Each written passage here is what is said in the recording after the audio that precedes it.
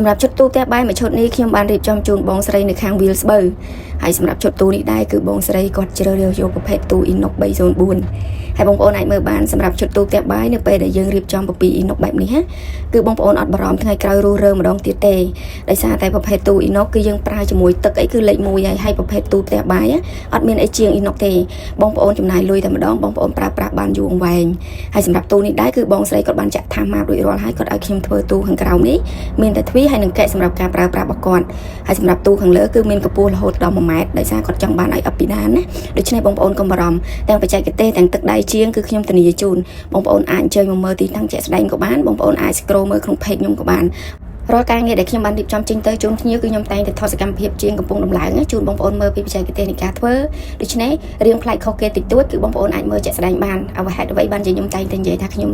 រៀបចំធ្វើទៅដើម្បីឲ្យមានបច្ចេកទេសផ្លែកខុសគេហើយមើលទៅស្អាតដោយសារអីគឺយើងប្រើសន្លឹកតែមួយទេអត់មានប្រើទីផងប្រើសន្លឹកយកមកផ្សារភ្ជាប់គ្នាដើម្បីឲ្យមើលឃើញមានភាពស្នាមឆាបហើយបារម្ភថ្ងៃក្រោយបងប្អូនត្រូវជូតសម្អាតអីគឺស្រាវដៃគឺអត់មានទេដូច្នេះបងប្អូនកុំបារម្ភការប្រើប្រាស់ជាមួយនឹងទូ Inox ជាងបច្ចេកទេស